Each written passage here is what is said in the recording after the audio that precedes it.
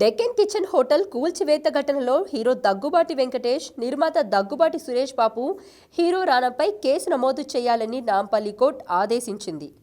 అయితే Deccan kitchen hotel కథ ఏమిటో తెలుసుకుందాం. దగ్గుబాటి సురేష్ బాబు, వెంకటేష్కు జూబ్లీహిల్స్లోని ఫిలిం నగర్లోని రోడ్ నెంబర్ 1లో, ఫ్లాట్ నెంబర్ 2లో మరియు 3లో స్థలం ఉంది. ఈ స్థలాన్ని ప్రమోద్ కుమార్ అనే వ్యక్తికి లీజ్కిచ్చారు. ప్రమోద్ కుమార్ స్నేహితుడు నందకుమార్ను కలిసి ఆ స్థలంలో హోటల్ పెట్టారు. అయితే ఆ హోటల్ను వీరు ఈ హోటల్ను సబ్ లీజ్కు ఇచ్చినట్లు సమాచారం. మహేంద్ర హిల్స్కు చెందిన సయ్యద్ అయాజ్, అతని సోదరుడు సయ్యద్ అజార్కు సబ్ లీజ్కి ఇచ్చారు. 12 లక్షలు అడ్వాన్స్ తీసుకొని మొత్తం అమ్మకాలపై 10% కమిషన్ చెల్లించడానికి ఒప్పందం కుదుర్చుకున్నట్లు తెలిసింది. వీరు 2011 నుంచి డెక్కన్ కిచెన్ హోటల్ నడుపుతున్నారు. ఆ స్థలంలో 5 వాణిజ్య ప్రాపర్టీలు ఏర్పాటు చేసినట్లు తెలిసింది.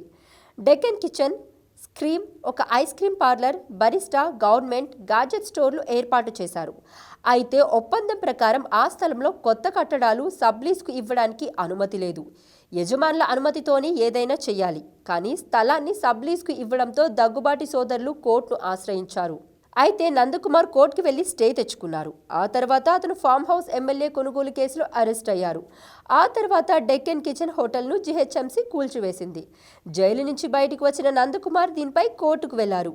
దీనిపై విచారణ చేపట్టిన హైకోర్టు జీహెచ్ఎంసీపై ఆగ్రహం వ్యక్తం చేసింది.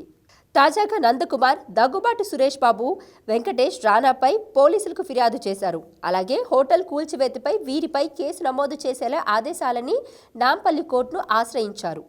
కోర్టు స్టే ఉన్న వెంకటేష్, సురేష్ బాబు, రానా జీహెచ్ఎంసీ డెక్కన్ కిచెన్ హోటల్ను కూల్చివేసినట్లు పేర్కొన్నారు. నందకుమార్ పిటిషన్పై విచారణ చేపట్టిన నాంపల్లి కోర్టు సురేష్ బాబు, వెంకటేష్, రానాపై కేసు నమోదు చేయాలని పోలీసులను ఆదేశించింది.